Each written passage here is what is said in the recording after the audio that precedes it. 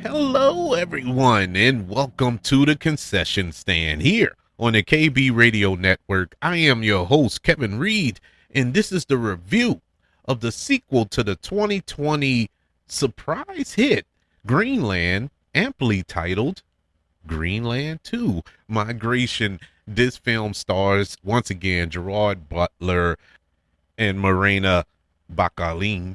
And this is a post apocalyptic survival disaster film that picks up right after the previous film.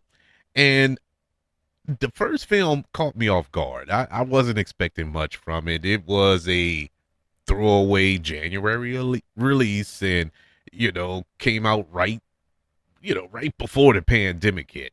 Oddly enough, a disaster film that came out in 2020, only for us to actually live through a disaster. But it was a surprise hit in a lot of people's eyes, and especially mine. I really had a good time with it. I thought it was gripping, to say the least.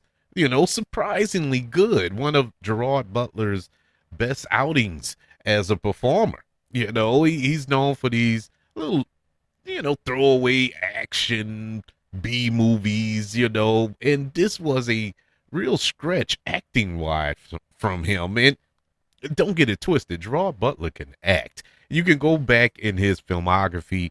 The dude is amazing. I mean, you can include 300, which is fine, but go back to Dracula 2000. Go back to the Phantom of the Opera. Go back to Law Abiding Citizen. Movies like he's really, really good. And so he really knocked it out of the park, I felt. So shockingly, I was a little hyped up for this movie and thought that, okay, at the very least, we'll get something to that level of the first Greenland. And this is not to conflict with current events involving Greenland and the guy that's in the White House right now, but this has nothing to do with that politically. But this is a film that follows our surviving family who must leave the safety of Greenland and embark on a journey across a frozen wasteland of Europe to find a new home. This movie bored me to tears. I was bored in this movie. It had no excitement at all. To say that I'm a disaster movie nut, going back to the Towering Inferno, the Poseidon Adventure, and, movies of that ilk. I love disaster films, and Greenland was in that little lower tier, but it was in a tier. And so I figured, okay, at least I'll get some fun special effects, disaster type moments in here. It didn't hit. This movie did not connect at all. I was bored to tears with this movie, and up to the point where I was mad. I got mad, and that's rare when I sit down to watch a film and I actually get infuriated as the movie goes on because I know how this is going to end. I knew when certain characters were going to die. You knew immediately how this movie was going to end within the first 5 minutes, involving major characters and stuff like that, and what journey they had to go on. I knew all that before they even said it. It was like, for one, there was no place to go with it. And I kind of got mad at myself because I knew that this movie had nowhere to go. The first movie told a singular story, and that was it. Nobody asked for this, but the movie made money, and so I guess they felt, oh, we'll make another one, and they threw this together. They didn't have to do this. There was no reason to extend this franchise. It didn't need to be a franchise. This should have been a one-off. And now, there were some positives in this movie.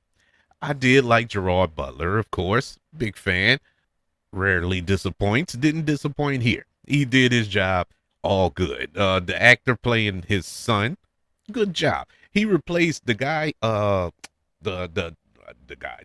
actor who's playing his son in this movie is a different actor who played the son in the first movie. That's the only change that I saw as far as characters or performers. But he did a decent job. I wasn't mad at him. You know, he didn't have much to do. it wasn't it wasn't a lot of heavy lifting for his character, and that's contribute to the writing here. Aside from that, character wise, there was nothing to write home about.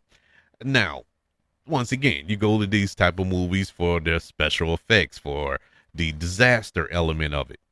That was not there for me.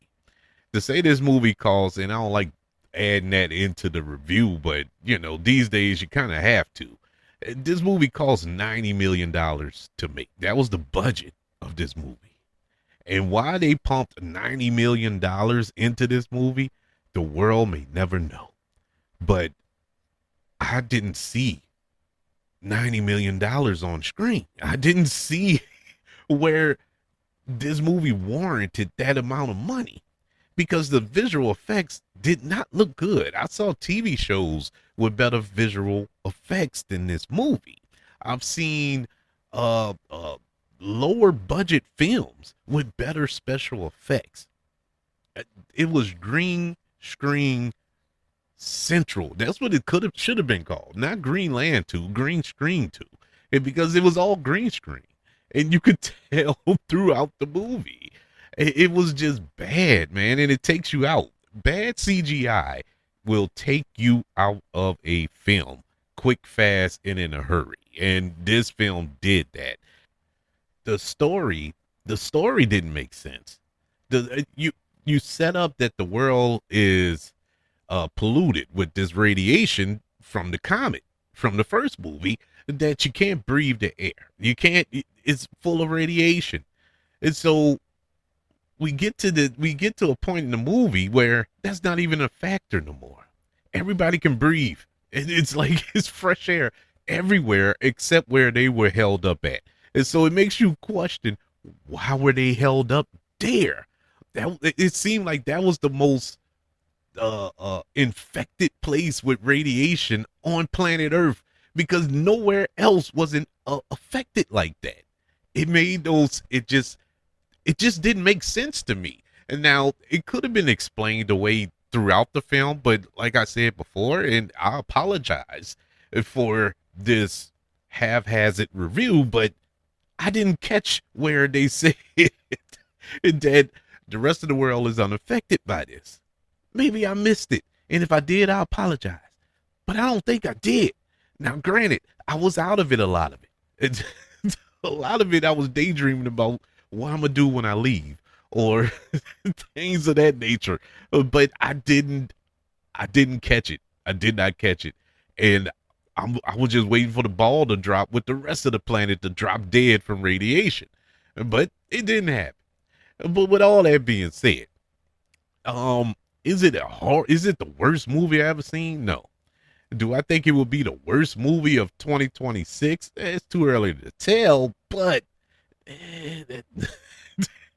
I can see that it's going to be running a race, man. It's going to stay there for a while. This was not good, not entertaining at all. I will say this, though, to kind of give it a little positive spin on this film. I'd rather watch this than watch War of the Worlds. I'd rather watch this than watch I Know What You Did Last Summer. I'll give you that. So in that regard, kudos to Greenland 2. But outside of that factor, Greenland 2 Migration gets a letter grade of a D minus. Yeah, man. It was just unnecessary. You know, if you didn't have a real solid, good story, just don't do the movie. Just do something else. There are so many other films, so many other stories to be told, you know, where that money could have went to good use, other than making a sequel to Greenland that really nobody asked for. But, you know, At least you could have gave us an entertaining film. Uh, that this film just did not deliver for me. But that's my opinion on Greenland 2. What did you think of Greenland 2? Did you like it? Do you want to see a Greenland 3? The Reckoning? I would love to know your thoughts. Email the show, kbradiopodcast@gmail.com. You can also search for the show on all social media platforms. Just search for the KB Radio Network. Also, don't forget about YouTube. Subscribe to the KB Radio Network channel and like this video if you don't mind. Don't forget about the 5 stars, the reviews, and sharing this show if you're listening on Apple Podcasts, Spotify, iHeartRadio, wherever you are currently listening to the concession stand here on the KB Radio Network. Everybody, thank you for joining me for this review of Greenland 2 Migration. Want you all to know that I love you, continue to love everyone, and until we speak again, you all be blessed.